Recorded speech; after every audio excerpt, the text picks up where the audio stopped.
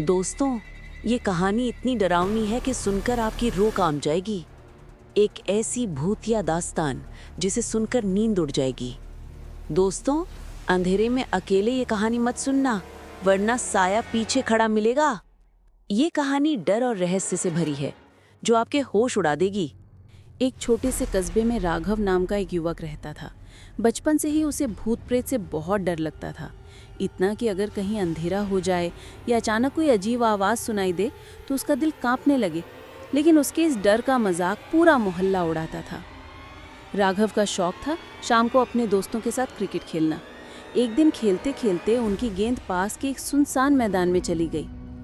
ये जगह गांव वाले भूतिया मैदान कहते थे, क्योंकि यहाँ कई साल पहले अजीब घटनाएं हुई थी। सब डरते थे, लेकिन राघव की हिम्मत बढ़ाने के लिए दोस्तों ने उसे ही गेंद लाने भेज दिया।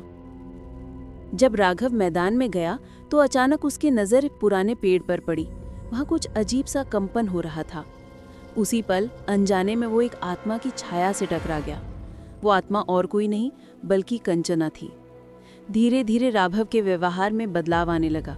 कभी वो औरतों की तरह हाथ पैर हिलाने लगता, कभी साड़ी पहनने की जिद करता, तो कभी अचानक किसी और आवाज़ में बोलने लगता। घर वाले पहले तो मजाक समझे, लेकिन जल्द ही उन्होंने महसूस किया कि राघव पर किसी आत्मा का साया है। पूरा परिवार घबरा गया।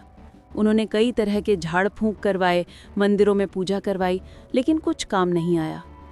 आखिरकार एक तांत्रिक ने बताया कि राघव पर कंचना नाम की आत्मा का वास है। परिवार ने मिलकर कंचना की आत्मा को बुलाया और उससे पूछा, तुम राघव को क्यों परेशान कर रही हो?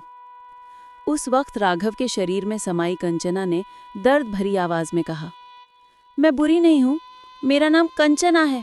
मैं भी इंसान थी, लेकिन मुझे मेरे ही घर वालों ने जिंदा दफना दिया। मेरी गलती सिर्फ इतनी थी कि मैं समाज में न्याय लाना चाहती थी और गरीबों की मदद करना चाहती थी। कंचना की कहानी सुनकर सबकी आंखें भर आईं। उसने बताया कि उसका सपना था एक दिन डॉक्टर बनकर ज़रूरतमंदों की मदद करना, लेकिन लालच और नफरत ने उसकी जान ले ली। कंचना का दर्द सुनकर राघव का परिवार समझ गया कि ये आत्मा बुरी नहीं बल्कि न्याय चाहती है।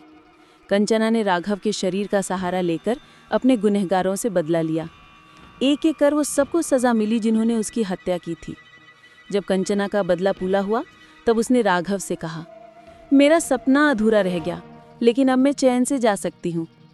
इतना कहकर कंचना की आत्मा शांत हो गई और राघव फिर से सामान्य जीवन जीने लगा। कहानी कैसी लगी दोस्तों, हमें ज़रूर बताइएगा। कंचना सिर्फ एक हॉरर कहानी नहीं, बल्कि ये इंसाफ की लड़ाई है।